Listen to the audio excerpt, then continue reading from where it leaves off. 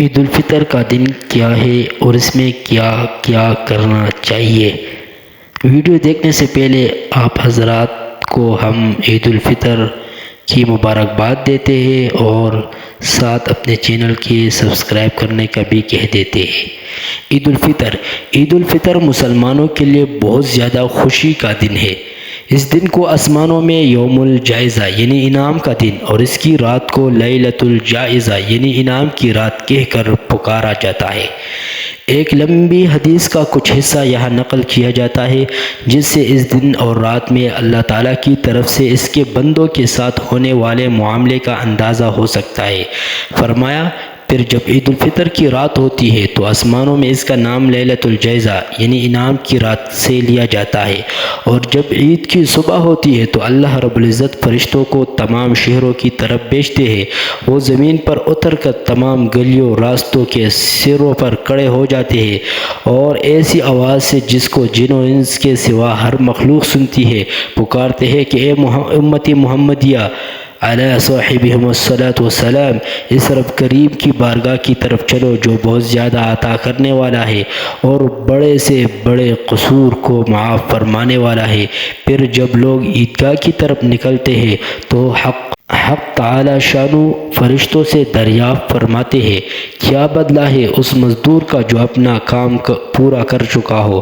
وہ عرض کرتے ہیں کہ اے ہمارے معبود اور مالک، اس کا بدلہ یہی ہے کہ اس کو اس کی مزدوری پوری ادا کر دی جائے۔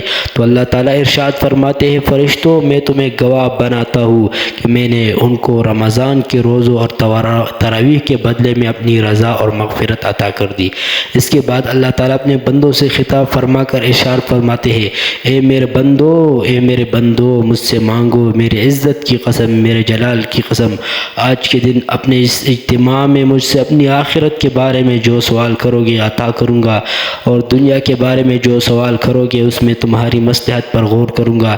میری عزت کی قسم، جب تک تم میرا خیال رکھو گے میں تمہاری لغزشوں کی ستاری کرتا رہوں گا اور ان کو چھپاتا رہوں گا۔ میرے عزت کی قسم، میرے جلال کی قسم، میں تمہیں مجرموں اور کافروں کے سامنے رسوا نہیں کروں گا۔ بس اب بخشائے اپنے گھروں کی طرف لوٹ جاؤ، تم نے مجھے راضی کر دیا اور میں تم سے راضی ہو گیا۔ سبحان اللہ۔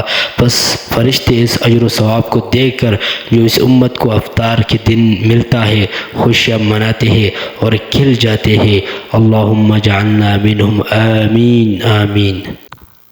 لہٰذا اللہ رب العزت کی عطایا کی طرف دیکھتے ہوئے ہمیں بھی چاہیے کہ اس دن کو بھی اور اس کے بعد کے ایام کو بھی اس کی منشاء کے مطابق گزارنے کی کوشش کرے کہ یہی اس کی عطایا کی قدردانی ہے۔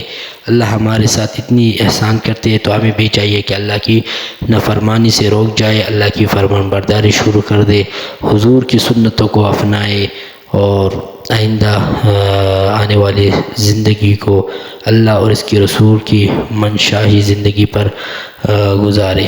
اللہ تبارک و تعالی ان تمام باتوں پر عمل کرنے کی توفیق عطا فرمائے۔ والسلام۔